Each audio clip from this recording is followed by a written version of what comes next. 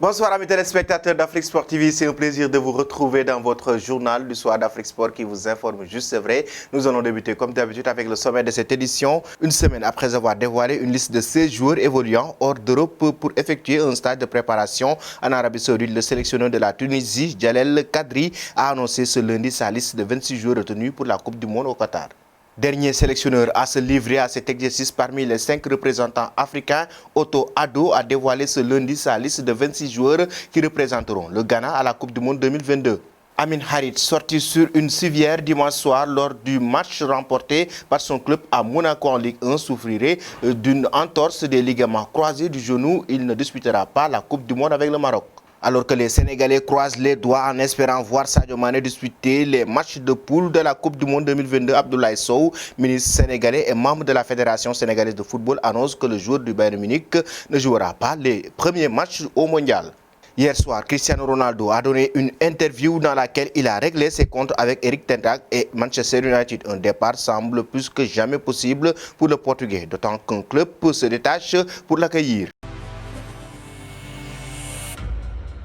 Bienvenue dans cette édition du soir que nous allons débuter avec la Tunisie. Le sélectionneur des Aigles de Carthage, Jalel Kadri, a publié sa liste de 26 joueurs pour la Coupe du Monde Qatar 2022. Par rapport à la première liste publiée, le milieu offensif Sad Bougri sort du groupe et fait office de grand perdant. Pour le reste, pas d'énormes surprises, pas toujours appelé ces derniers mois l'ailier. Saïf Eddine Khawi n'a pas été retenu malgré les bonnes performances avec Clermont, et Wahdi Kazri et Montassar Talbi seront par conséquent les seuls représentants de Ligue 1 dans cette liste. Par trace non plus de jeunes gardiens, cette qui d'Exbi, dont l'absence au profit du vétéran Aymen Massoui fait économique dans cette liste de 4 portiers. Après la Tunisie, c'est le sélectionneur du Ghana, Otto Addo, qui a publié sa liste de 26 joueurs pour cette Coupe du Monde Qatar 2022. Avec Thomas Partey d'Arsenal, les frères André Ayew et Jordan Mohamed Kudus, très en vue avec l'Ajax Amsterdam, ou encore Daniel Amartey. Les cadres sont là, tout comme des binationaux qui ont récemment dit oui à l'instar d'Inaki Williams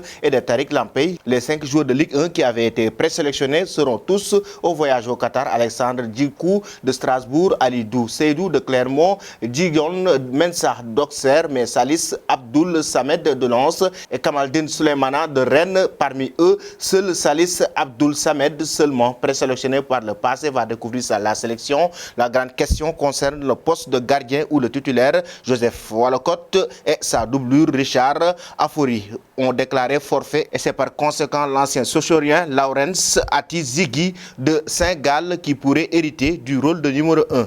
Et le verdict est tombé pour Amin Harit. Le joueur marocain donc est forfait pour la Coupe du Monde Qatar 2022 après sa grave blessure ce week-end face à l'AS Monaco. Le milieu offensif marocain qui était sélectionné pour le mondial au Qatar avec les Lions de l'Atlas a été blessé au genou gauche dans un duel avec le défenseur monégasque Alex Dissazi est transporté à l'hôpital dans la soirée. Dans un communiqué, le club a précisé que le Marocain souffrait d'une entorse des ligaments croisés du genou gauche.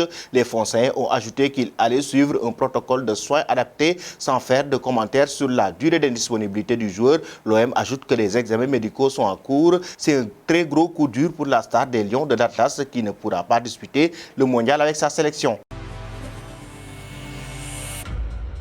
Nous voici arrivés à l'instant quiz avec 3 indices qui vont vous permettre de connaître notre joueur mystère. Premier indice, j'ai joué toute ma carrière au Paris Saint-Germain.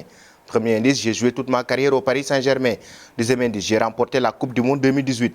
Deuxième indice, j'ai remporté la Coupe du Monde 2018. Troisième indice, je suis forfait pour cette Coupe du Monde au Qatar.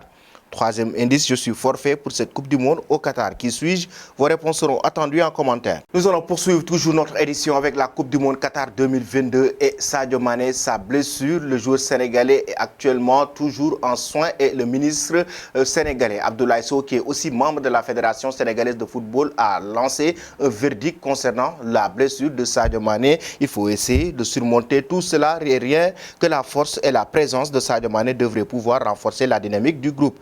Mais pour le reste, il faut dire aux Sénégalais ce qui s'est réellement passé. Sadio Mané est blessé et il y a un poids dans cette équipe. Mais il faut faire aussi avec et il ne faut pas trop pleurnicher. Nous devons compter sur les premiers matchs sans Sadio Mané et gagner sans Sadio Mané parce que nous avons 25 jours en dehors de Sadio. Personne ne l'aurait souhaité, mais c'est ça qui nous arrive. Nous sommes des croyants et l'acceptons, la volonté divine, dit-il dans le journal sénégalais Record. Les fans sénégalais attendront certains des résultats du dernier test médical de Sadio Mané qui sera fait d'ici quelques jours. Mais en attendant, l'optimisme n'est plus de mise quant à la participation de Sadio Mané au match de poule du Sénégal. Et nous terminons cette édition avec la star portugaise Cristiano Ronaldo. Le divorce est presque acté entre le joueur portugais et le club mancunien Manchester United. Et pour le moment, il y a un club qui s'est positionné pour le recruter. En effet, pour le London Evening Standard, un club de la capitale anglaise est plus que jamais favori pour accueillir CR7 cet hiver après ses déclarations fracassantes. Sans grande surprise, il s'agit de Chelsea.